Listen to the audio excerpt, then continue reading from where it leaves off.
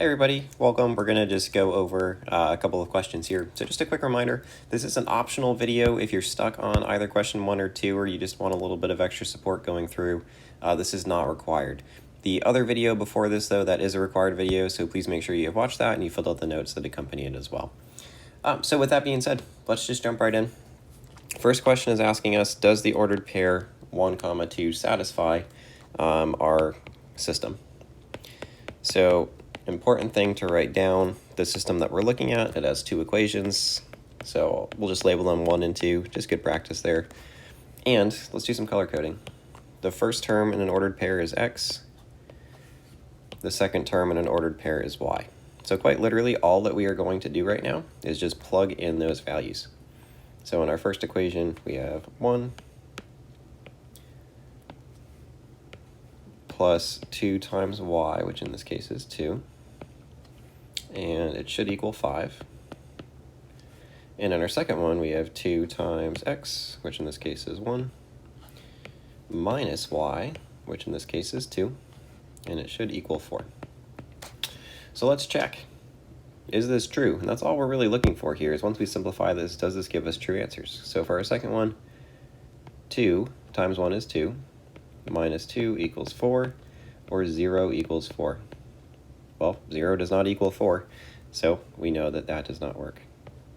So the second equation doesn't balance, so we know that this is not a solution. So that's actually our answer here, not a solution. The explanation for this would be because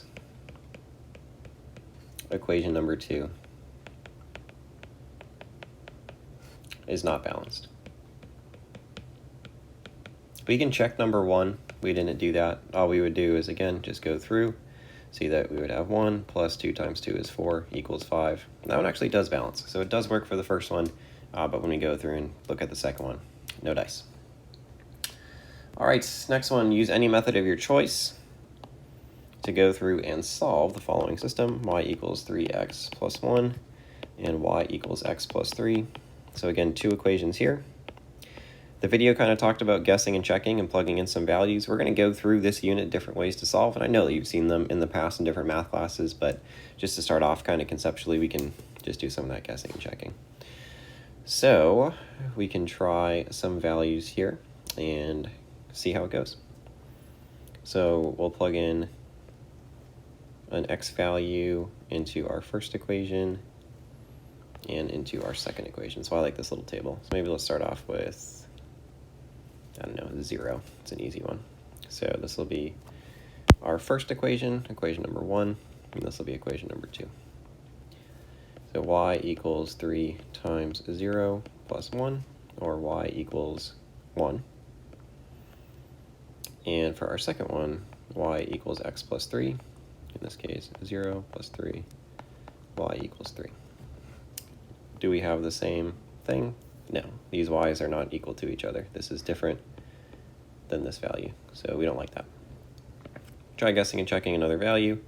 Y equals 3 times 1 plus 1, or y equals 4.